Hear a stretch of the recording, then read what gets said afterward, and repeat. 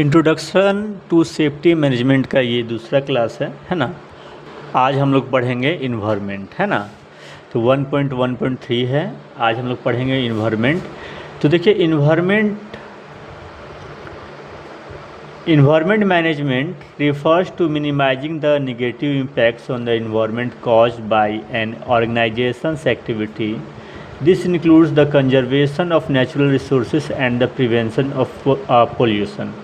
देखिए safety management में हम लोग को इन्वायरमेंट मैनेजमेंट भी पढ़ना है। तो देखिए यहाँ इन्वायरमेंट मैनेजमेंट में इसका जो अर्थ है कि जो भी आपका संगठन का जो भी गतिविधि है उसके काम के कारण, उस गतिविधि के कारण जो पर्यावरण पे जो पड़ने वाला जो नेगेटिव प्रभाव है उसको कम किया जाए और हमें प्राकृतिक संसाधनों का संरक्षण और प्रदूषण का रोकथाम भी इसमें शामिल है। देखिए इसके कुछ की पॉइंट है। तो पहला है आपको पोल्यूशन कंट्रोल। तो हमें ये ध्यान देना होगा कि जो भी है ना, जो भी जिस भी तरह का जो पोल्यूशन हो रहा है, जैसे कि air pollution, water pollution, noise pollution, इन सभी को कम करने के लिए उपाय करना, है ना। अगला जो पॉइंट है हम लोग का वेस्ट मैनेजमेंट। देखिए जब भी इंडस्ट्रीज़ पे या फिर किसी प्लांट पे जब भी काम होता है तो बहुत तरह का वेस्ट निकलता है, तो उसका भी मैनेजमेंट करना बहुत ज़रूरी है। तो देखिए proper disposal, recycling and the reduction of hazardous and non hazardous waste, यानी जितने भी खतरनाक या गैर खतरनाक जो कचरों का जो उचित निपटान करना और उसका रिसाइकल करना और उसको कम करना, है ना, ये सारा कुछ शामिल होता है इन्वायरमेंट मैनेजमेंट में। अगला है रिसोर्स कंजर्वेशन। देखिए यहाँ पर हम लोग को देखना है efficiently using natural resources like energy, water and raw material. देखिए यानी कि ऊर्जा, पानी और कच्चे माल, जैसे जितने भी प्राकृतिक संसाधनों का सही से उपयोग करना, यानी कुशलता से उपयोग करना ताकि वो वेस्ट ना जाए, है ना।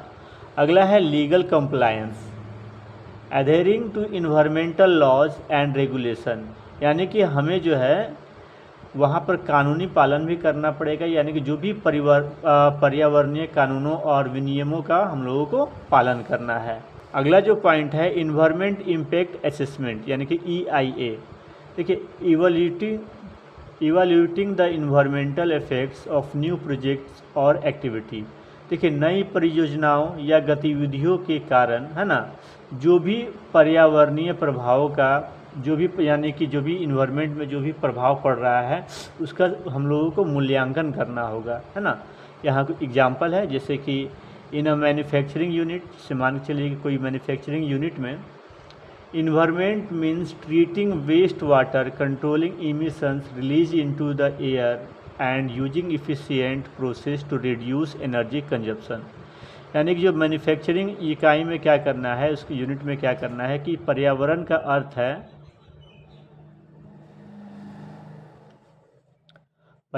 अर्थ है अपशिष्ट जल को उपचारित करना, यानी जो वेस्ट वाटर है उसको बढ़िया से उपचारित करना, हवा में छोड़े जाने वाले उत्सर्जन को नियंत्रित करना और ऊर्जा की खपत को कम करने के लिए कुशल प्रक्रियाओं का उपयोग करना, है ना। अब हम लोग आगे बढ़ते हैं। देखिए अगला जो हम लोग का पॉइंट है 1.4 SHE का महत्व, यानी इम्पोर्टेंस ऑफ SHE। इसमें कुछ रीजन्स है, कुछ कारण है, इसको हम लोग देखते हैं। पहला जो है मोरल रीजन है, यानी कि हेल्थ एंड सेफ्टी इन्वायरमेंट का जो इम्पोर्टेंस क्या है। तो पहला मोरल रीजन्स है और दूसरा है लीगल रीजन है। तो सबसे पहले हम लोग देखते हैं मोरल रीजन्स क्या है। Providing a safe and healthy work environment for every employee is a moral obligation. No one should suffer injuries or illness at work.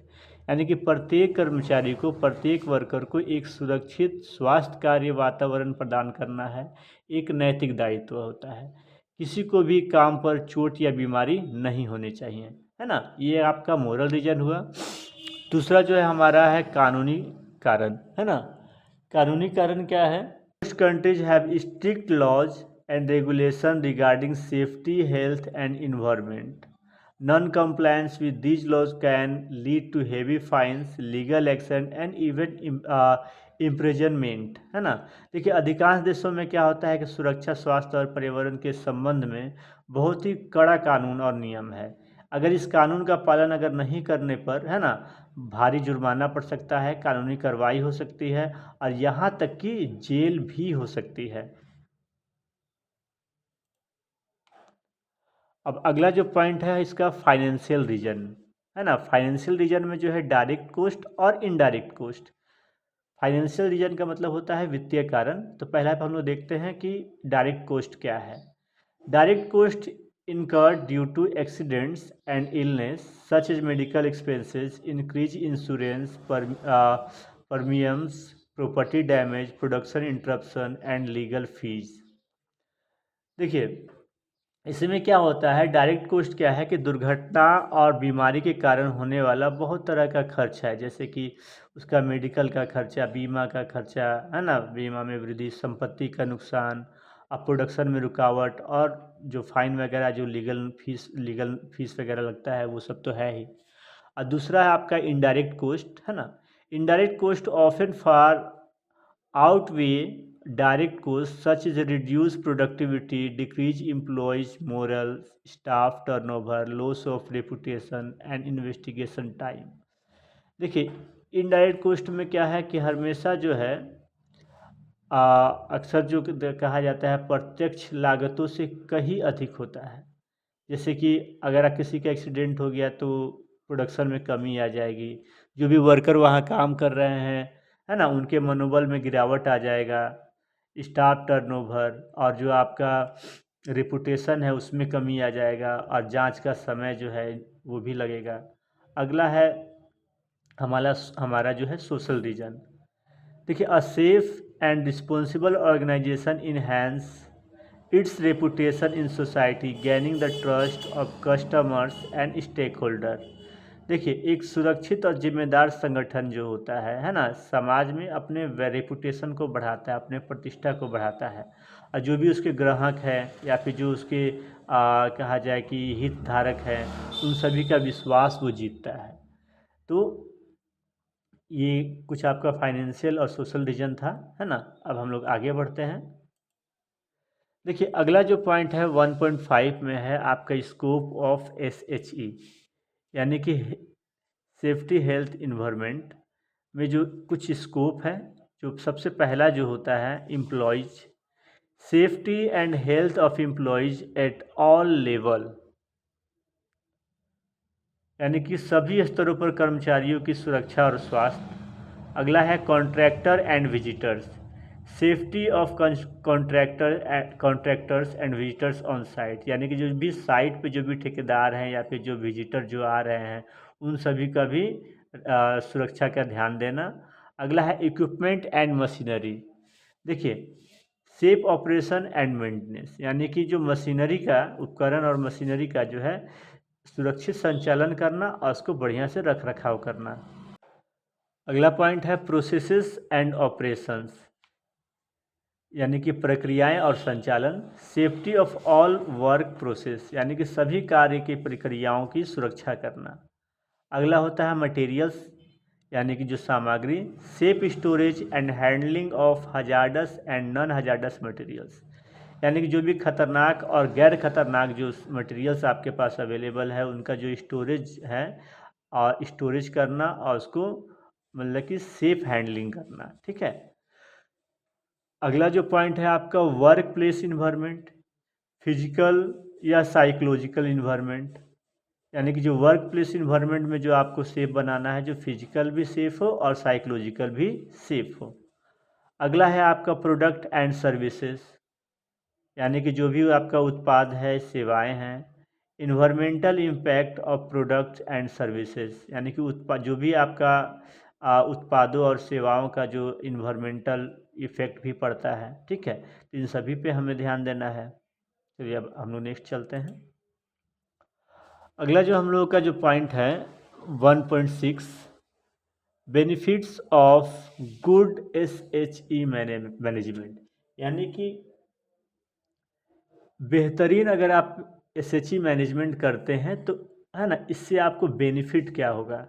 देखिए बहुत सारे चीज़ आपको यहाँ पर बेनिफिट होगा। तो सबसे पहला जो है आपका reduction in accidents and injuries, है ना, यानी कि दुर्घटनाओं और चोटों में कमी। Significant decreases in the number of work place accident. अगर देखिए अगर आप बेहतर एसएचई मैनेजमेंट करते हैं तो जो भी वर्क प्लेस पे जितने भी घटनाएं होती है उन सभी में कमी आएगी। इम्प्रूव्ड एम्प्लॉयज़ वेलबींग, यानी कि कर्मचारियों का कल्याण में सुधार, है ना। तो देखिए healthier and happier employees leading to better morale and reduced absentees, है ना। यानी कि देखिए अगर कर्मचारी आपका स्वस्थ है, खुश है, उसका मनोबल अच्छा है, तो जो जो भी कर्मचारी आपका होगा वो आपके वहाँ पर अब्सेंट कम करेगा, है ना। जब अब्सेंट कम करेगा तो जाहिर सी बात है कि काम बहुत अच्छा खिंचाएगा। अगला पॉइंट है इंक्रीज प्रोडक्टिविटी, है ना, यानी कि उत्पादकता में वृद्धि। Enhance production through safe and efficient operation. देखिए अगर बेहतरीन अगर आपका एसएचई मैनेजमेंट है तो सुरक्षित और कुशल संचालन में जो भी आपका प्रोडक्शन होगा उसमें वृद्धि होगा। अगला है आपका लीगल कंप्लायंस, यानी कानूनी अनुपालन। अब देखिए avoidance of penalties and legal problems by adhering to regulation and law, यानी कि नियमों और कानूनों का पालन करने से, है ना, दंड जो भी फाइन लगता है या फिर जो लीगल प्रॉब्लम आता है उससे आपको बचाव होगा। अगला है कोस्ट रिडक्शन, यानी कि लागत में कमी। Saving on direct and indirect cost associated with accident and illness, यानी कि देखिए जो भी दुर्घटना और बीमारी से जुड़ी हुई, है ना, जो भी डायरेक्ट और इनडायरेक्ट कोस्ट जो आता है उस सभी खर्चे में कमी आएगी, है ना। अगला है इन्हेंस्ड रिपुटेशन, यानी कि इसमें क्या होगा कि आपका जो संगठन है, आपका जो संस्था है, वो एक जिम्मेदार और सुरक्षित संगठन के रूप में अपना ब्रांड बनाएगा, है ना। अगला है कंटिन्यूअस इम्प्रूवमेंट, यानी कि निरंतर सुधार। देखिए यहाँ पर क्या करना है कि जिस तरह का भी जोखिम है उस सभी को पहचान करना, है ना, पहचान करना और उसको कंट्रोल करने के लिए मैनेजमेंट करना। तो ये सारी चीज़ें जो है एक बेहतरीन एसएचई मैनेजमेंट अगर आप करते हैं तो आपको इतने सारे फ़ायदे होंगे। अब देखिए एट लास्ट में हम लोग एक समरी बताते हैं जो कि safety health and environment management is indispensable for a modern and responsible organization.